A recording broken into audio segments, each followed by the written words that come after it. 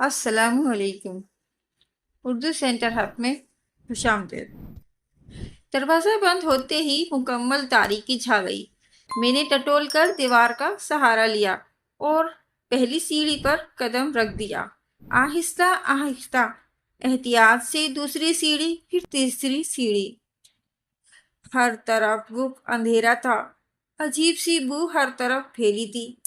سیلن جیسی بہت ڈراؤنا احساس ہو رہا تھا۔ میرا دل تیزی سے دھڑک رہا تھا۔ ناہید! میرے کانوں سے جمشید کی آواز ٹکرائی۔ ہاں ہاں، میں نے تڑپ کر پکارا۔ ناہید! جمشید نے مجھے دوبارہ پکارا۔ اس کی آواز میں عجیب تکلیف تھی۔ سخت کرب اور پھر میری آنکھ کھل گئی۔ میرا دل تیزی سے دھڑک رہا تھا۔ سارا جسم پسینے میں بھیگا ہوا تھا۔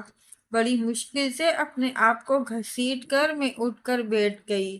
میرے سر میں جیسے دھماکے ہو رہے تھے۔ 40! اف! میں نے اپنا سر ہاتھوں میں تھام لیا۔ 40 سال! میں نے سوچا سال ہو گئے، مگر جمشید کی آواز آج بھی مجھے اس طرح محسوس ہوتی ہے جیسے اس نے ابھی پکارا ہو۔ میری آنکھوں میں آنسو آ گئے اور یہ خواب نہ جانے 40 برسوں میں کتنی مرتبہ میں یہ خواب دیکھ چکی ہوں۔ تقریباً اس طرح، اسی انداز کے خواب مجھے آج تک نظر آتے ہیں۔ جمشید اور وہ تہخانہ، یہ بہت پرانی بات ہے، تقریباً 40 سال پرانی۔ میری عمر اس وقت کوئی 15-16 برس تھی۔ پاکستان بنے چند سال ہی ہوئے تھے۔ پاکستان آ کر ہم سکر میں آباد ہو گئے تھے، یعنی میں، میرے بڑے بھائی راشد اور اماں ابا۔ یہاں جو گھر میں ہمیں الاٹ ہوا تھا وہ سیتا مندر سے تقریباً جڑا ہوا تھا۔ اصل میں یہ پورا محلہ ہندوؤں کا تھا۔ وہ انڈیا ہجرت کر گئے اور وہاں سے آنے والے مسلمان کو یہ گھر الاٹ ہو گئے۔ چھوٹے چھوٹے پرانی وضع کے گھر۔ ہمیں جو گھر ملا وہ چھوٹے کمروں پر مشتمل تھا، چھوٹا سا صحن اور چھت، مگر کمروں کے عقب میں ایک تہہ خانہ موجود تھا۔ نہ جانے وہ کس مقصد کے تحت بنوایا گیا تھا، کیونکہ چند سیڑھیاں اترنے کے بعد اس کی باقی سیڑھیاں مکمل طور پر پانی سے ڈوبی ہوئی تھی۔ اس وجہ سے اس میں کوئی سامان وغیرہ تو بالکل نہیں رکھا جا سکتا تھا۔ نہ جانے وہ کتنا گہرا تھا، کیونکہ اگر اس میں کوئی پتھر پھینکا جاتا تو اس کی زمین سے ٹکرانے کی آواز نہیں آتی تھی۔ محلے کے لوگ جو مہینوں برسوں سے رہ رہے تھے، ان میں سے اس تہخانے کے متعلق پر اسرار اور عجیب کہانیاں مشہور تھیں۔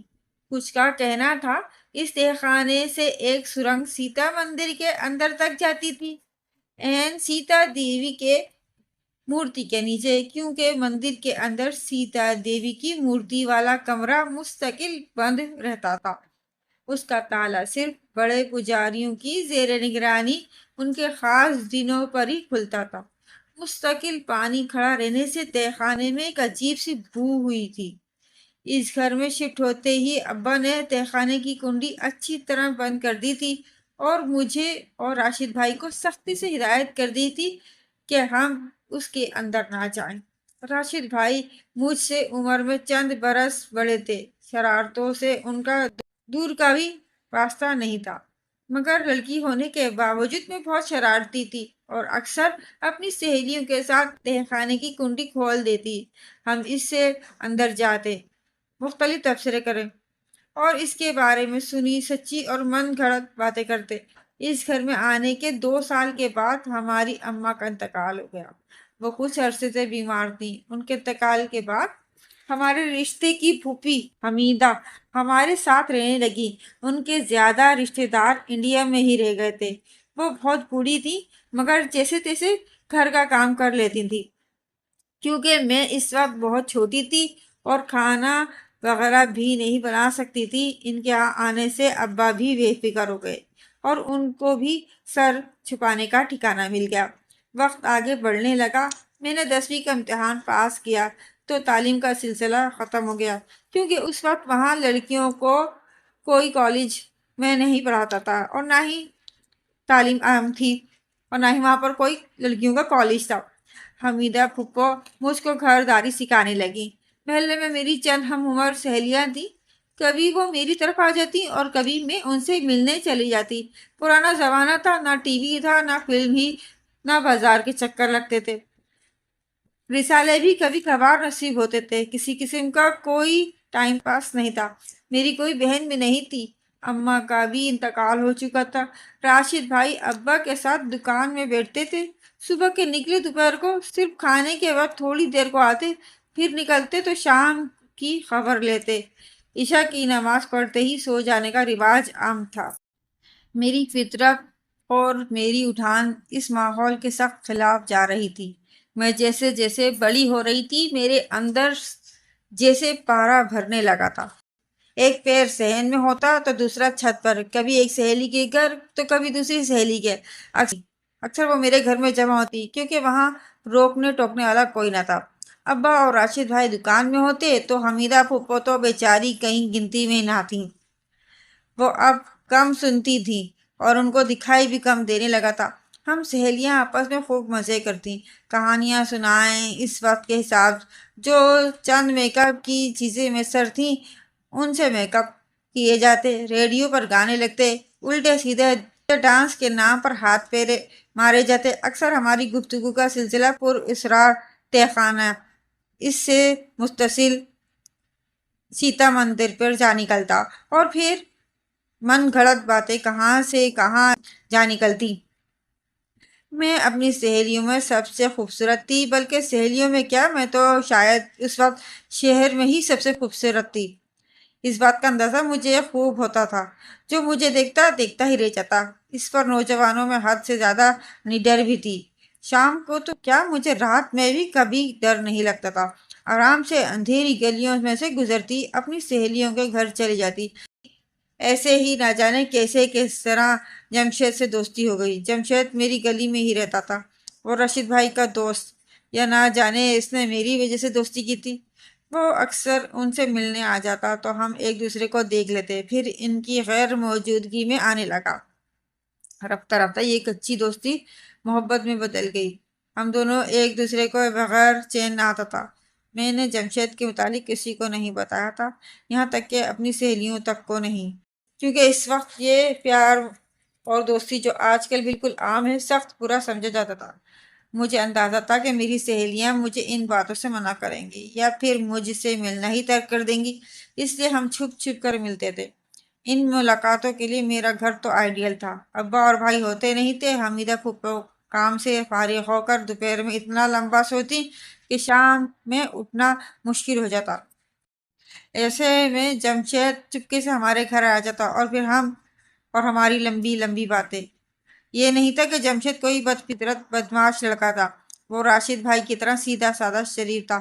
میں کم عمری کی محبت کب کچھ سوچتی ہے، وہ اکثر کہتا کہ اس کو اس طرح ملنا پسند نہیں ہے اور جلد وہ اپنی امی کو میری رشتے کے لیے بھیجے گا، بس اس کی بڑی بہن کی شادی ہو جائے یا ان کا کہیں رشتہ طے ہو جائے۔ مگر ایسا کبھی نہ ہو سکا۔ ایک دن ابا معمول کے مطابق دکان جانے کے لیے تیار ہونے لگے تو چکرا کر بیٹھ گئے۔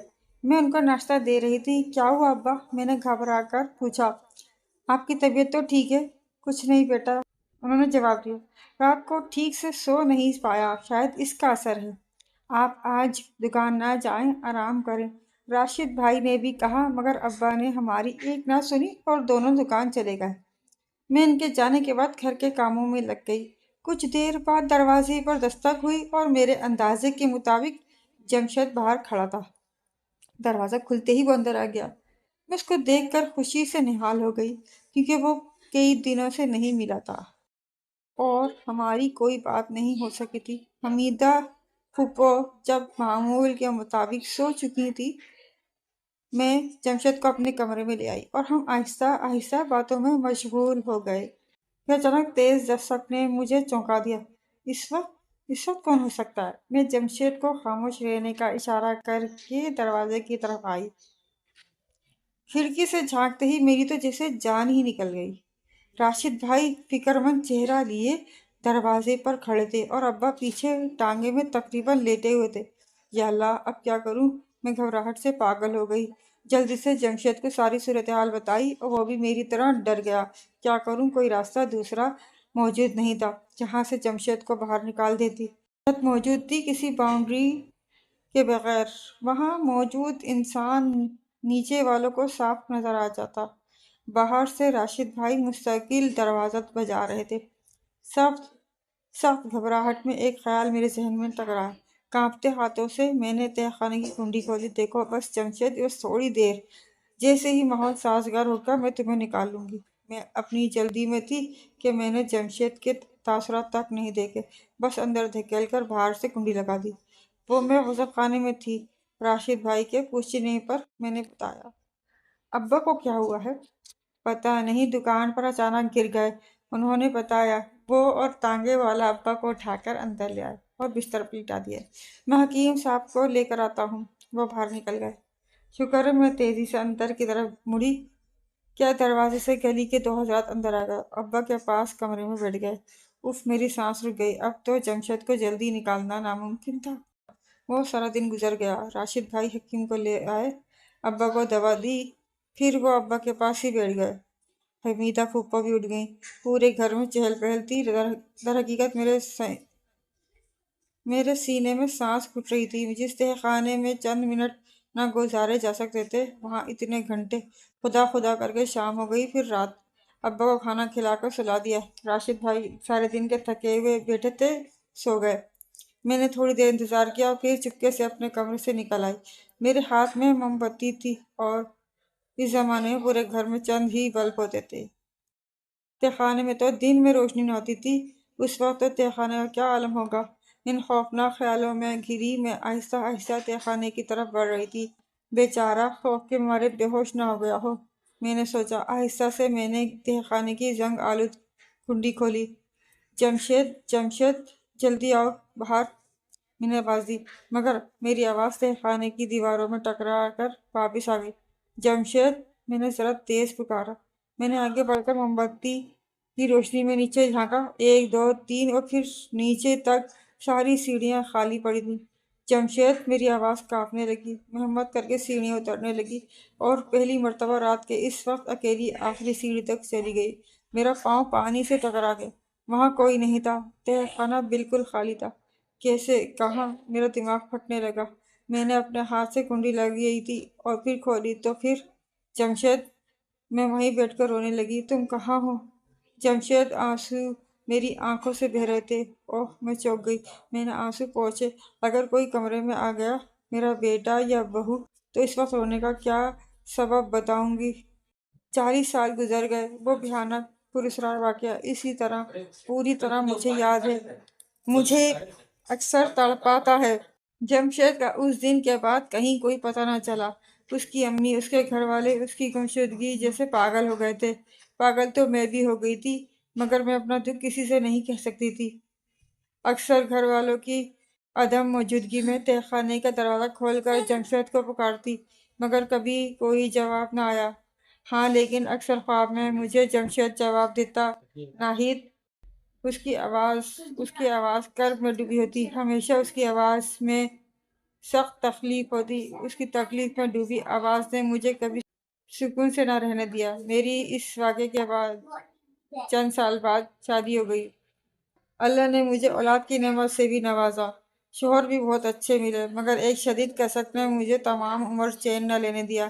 ابا کے انتقال کے چند سالوں بعد راشد بھائی نے اچھے علاقے میں دوسرا گھر لے لیا اور اس میں شفٹ ہو گئے۔ میں شادی کے بعد دوسرے شہر آ گئی۔ پھر کبھی اس گھر اور اس منحوس تہہ خانے کو دیکھنے کا اتفاق نہ ہوا، مگر نظر تو مجھے وہ اکثر آتا ہے نیند میں، اسی طرح، اتنا ہی، بلکہ اس کے کہیں زیادہ پراسرار۔ تہہ خانہ ایک شدید غلطی کی یہ سزا کب ختم ہوگی؟